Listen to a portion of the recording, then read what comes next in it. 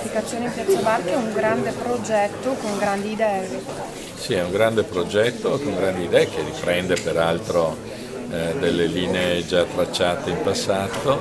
e che soprattutto vogliamo realizzare, cioè lo abbiamo approvato oggi in giunta per dare il via ad un percorso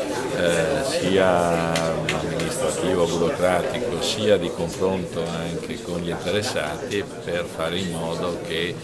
venga realizzato nel più ampio consenso e soprattutto con l'impegno da parte della Giunta di mettere questo progetto fra le priorità anche ai fini del reperimento delle risorse di bilancio. Per quanto riguarda invece l'M9, l'amministrazione ci tiene a sottolineare che non è contraria. L'amministrazione non è per niente contraria, anzi, tant'è che proprio ieri ha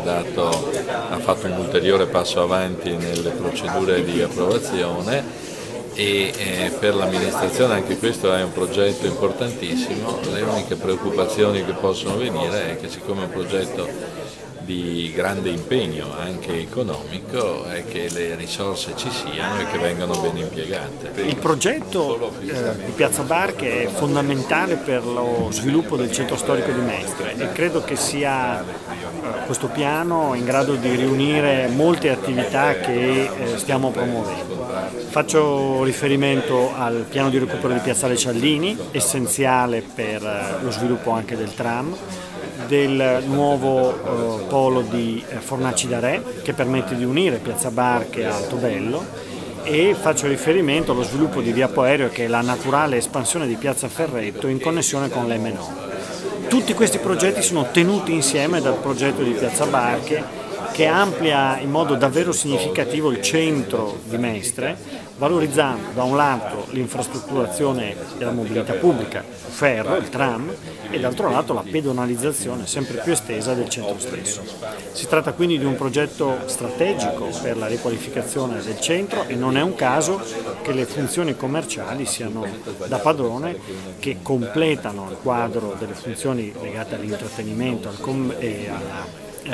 tempo libero e soprattutto alla cultura, con quel chilometro di cultura che abbiamo immaginato essere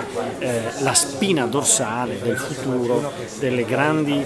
attività che si svolgeranno nel centro di Mestre. Le novità rispetto alla prima ipotesi progettuale? Le modifiche sono importanti per quanto non alterino il senso ultimo dell'iniziativa. A partire dalla testata del Canal Salso abbiamo modificato lo snodo viario che presentava una chicane aerea che non è stata più valutata come opportuna, abbiamo ripiegato su una soluzione più semplice, più lineare, paesaggisticamente meno impattante. Abbiamo affinato progressivamente tutta la viabilità di adduzione in relazione soprattutto con l'asse del Corso del Popolo e con la via di adduzione di via Forte Marghera. Abbiamo poi riarticolato le stanze verdi del grande percorso di rinaturalizzazione che vada sostanzialmente dal passaggio del tram verso il Canal Salso e poi abbiamo tolto ogni riferimento progettuale alla